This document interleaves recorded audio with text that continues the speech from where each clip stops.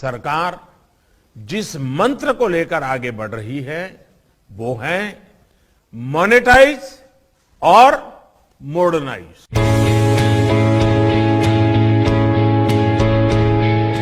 Disinvestment और asset monetization इसका एक अहम पहलू है। साथियों, जब देश में पब्लिक सेक्टर एंटरप्राइज शुरू किए गए थे तो समय अलग था और देश की जरूरतें भी अलग थी। जो नीति 50-60 साल पहले के लिए सही थी उसमें सुधार की गुंजाइश हमेशा रहती है। आज जब हम ये रिफॉर्म्स कर रहे हैं तो हमारा सबसे बड़ा लक्ष्य यही है कि पब्लिक मनी का सही उपयोग हो।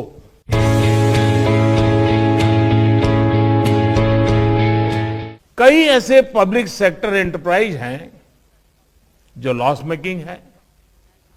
इनमें से कई को टैक्स पेयर्स के मनी द्वारा सपोर्ट करना पड़ता है। एक प्रकार से जो गरीब के हक का है, एस्पिरेशन से भरे युवाओं के हक का है, उन पैसों को इन एंटरप्राइज के कामों में लगाना पड़ता है और इस कारण अर्थव्यवस्था पर भी बहुत प्रकार का बोझ पड़ता है।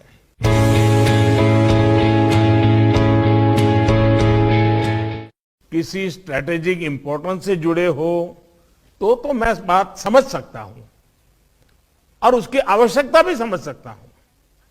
सरकार का यह दायित्व है कि वो देश के एंटरप्राइज को, बिजनेस को पूरा समर्थन दे, लेकिन सरकार खुद एंटरप्राइज चलाएं, उसकी मालिक बनी रहे।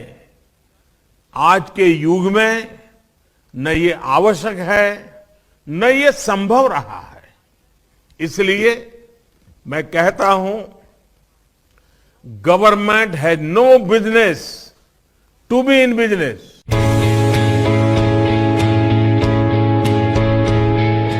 सरकार जब बिजनेस करने लगती है तो बहुत तरीके से नुकसान भी होता है। निर्णय प्रक्रिया में सरकार के सामने कई बंधन होते हैं। सरकार में कॉमर्शियल निर्णय लेने का साहस का अभाव होता है। हर एक को भांति भांति के आरोप और कोर्ट कचहरी का भी डर रहता है और इस कारण एक सोच रहती है कि जो चल रहा है उसे चलने दो, मेरा तो दायित्व बहुत लिमिटेड टाइम का है, मेरे बाद जो आएगा वो देखेगा। इसलिए ये फैसला लेता ही नहीं है, जो ऐसा चलता है चलने देता है। जब सरकार बिजनेस करने लगती है तो उसके रिसोर्सेज का दायरा सिमट जाता है।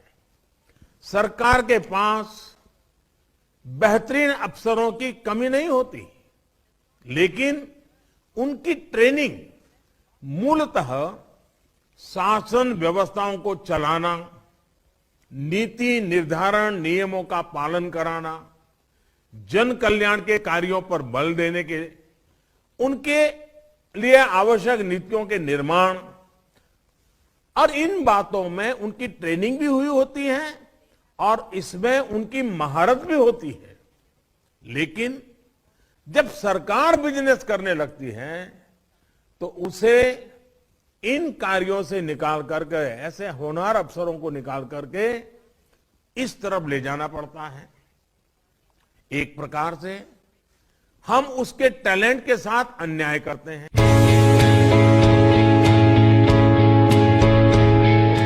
साथियों, आज देश में सरकार के नियंत्रण में बहुत सारे अंडर यूटिलाइज और अनयूटिलाइज एसेट्स हैं।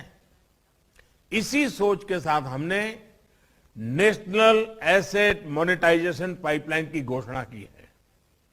ऑयल हो, गैस, पोर्ट, एयरपोर्ट, पावर, ऐसे करीब 100 एसेट्स को मोनेटाइज करने का लक्ष्य हमने रखा है। इनमें 2.5 ट्रिलियन रुपए के इन्वेस्टमेंट के अवसर मिलने का अनुमान है। और मैं ये भी कहूंगा कि ये प्रक्रिया आगे भी जारी रहेगी।